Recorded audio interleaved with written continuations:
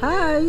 Hey guys, hey, we're sitting in our backyard or back porch by our budding avocado tree, waiting for our avocados.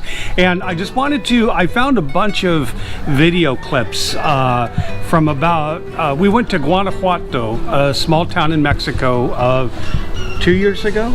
No, four. 4 years. Around 4 years ago. Yeah, and you haven't seen them, have you? You've never seen all of the videos I've taken? Not really. Oh. No. Okay, well, she's in for a surprise, and you guys are too, because Guanajuato is a beautiful and very unusual city. And they probably have roosters like we do have also. So we put together this video, and I hope you enjoy it. The video's a little bouncy because we didn't have a GoPro that has stabilization back then, nor did we have a not a Kindle, a gimbal to stabilize our cameras either. So it's a little bumpy. We did the best we can, but it's a film that we have. I hope you guys enjoy it, okay? So enjoy the video, and we'll see you next one. Bye. Bye. Guanajuato is a city in the central Mexican state by the same name, just located 4 hours north of Mexico City and less than an hour south of the city of León. It is known as the birthplace of the country's independence. Guanajuato is where the first battle of the 19th century Spain was fought. Originally a mining town, it has also become famous for its hilly, cobblestone, narrow alleys and streets lined with colonial architecture and with beautiful churches. This one, the Cathedral Basilica Nuestra Señora de Guanajuato, began in 1671 and was completed 25 years later. It was financed by the miners in the area. It became a basilica in 1957 and is one of the most prominent features in the city. Guanajuato is also known for its International Cervantes Festival, as well as hosting the home and museum of Diego Rivera. Silver veins were discovered between 1540 and 1558. Guanajuato quickly became a major silver mining town. And between 1580 and 1800, Guanajuato produced nearly 35% of all of the silver in the entire world. Many of these mines are still active today, and as a result of centuries of mining, the city has a network of underground tunnels that today serve as roads, making this one of the most unique cities in the world.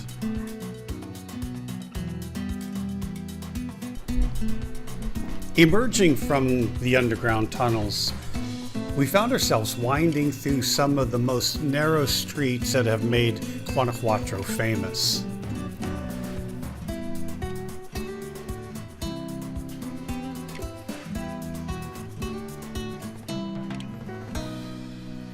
We finally arrive at our first stop, one of Mexico's many candy shops.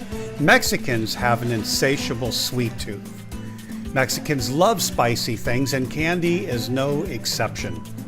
You can get candied mango pieces smothered in a thick layer of chili powder, tamarind bars covered with sugar and peppers, marzipans made with peanut paste, cocadas made with coconut flakes, bollitos made with candied fruits such as guava and strawberry, and cajeta candies made with caramelized goat's milk, made locally here in Guanajuato.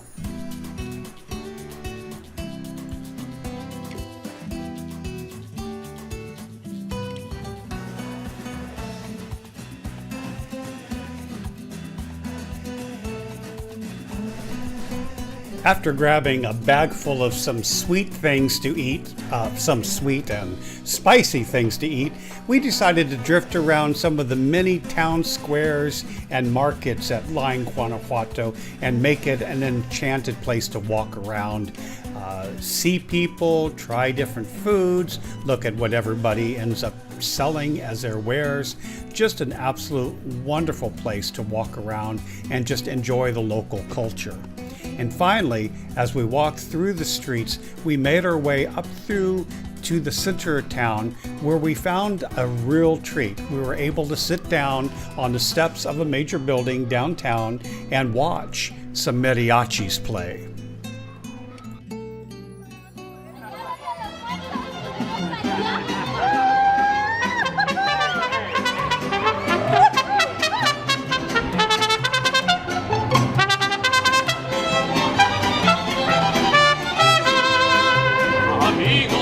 Estás llorando, seguro es por desdenes de mujeres.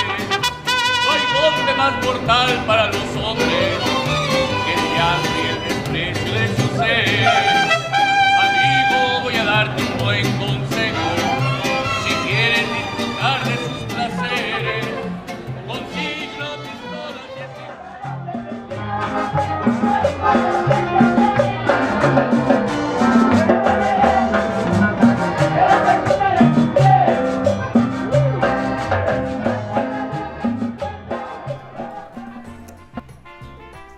We knew the next morning we were going to be going on a very steep climb, so before that we found ourselves some stairs going up to people's apartments and kind of wondered if people really walked up these stairs. And as you can see, these are quite steep stairs. You are not going to find any wheelchair accessible ramps up to these apartments. But regardless, it was a fun trip up the stairs, and it certainly got us in shape for what we will talk about tomorrow morning.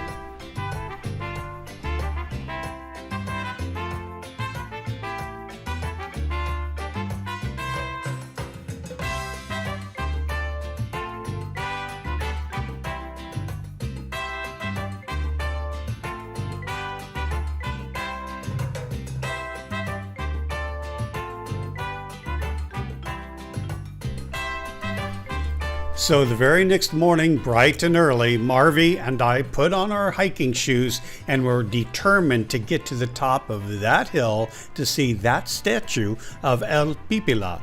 And to do that, we would have to wind all the way through the narrow streets to the very top.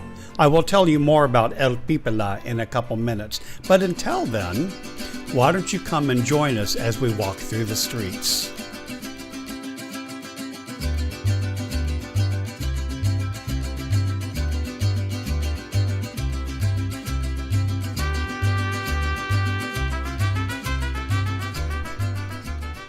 This walk is certainly not for the faint-hearted. It's a labyrinth of different alleyways and streets and stairs and more streets and more streets and yet even more and more stairs. It seemed like it went on forever, and there were no clear signs on exactly where to go. But Marvy and I had a great time just kind of exploring and figuring our way out. We were kind of feeling like mice looking for cheese, and it was through the little colorful alleyways and again more stairs all the way up to the top.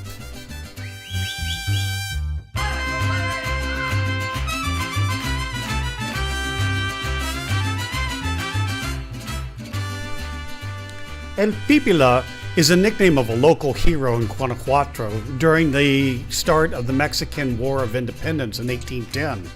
During the insurrection, Spanish troops had boarded themselves into a warehouse for grain. Pipila put on a large stone onto his back to protect him against the Spanish weapons, and with a bucket of tar and a torch ran to the front wooden door, setting it ablaze, and this allowed the local population to attack the Spanish, securing the first victory of the war.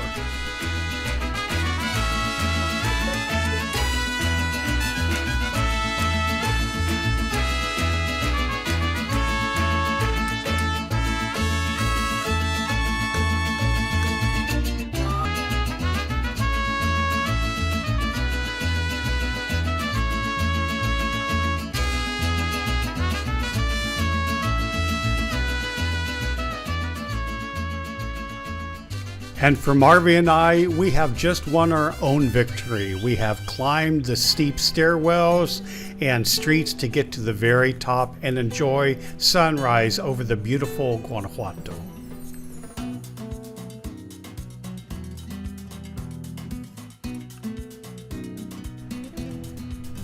And as you finish up watching our video, thank you so much for watching, and we'll see you next week.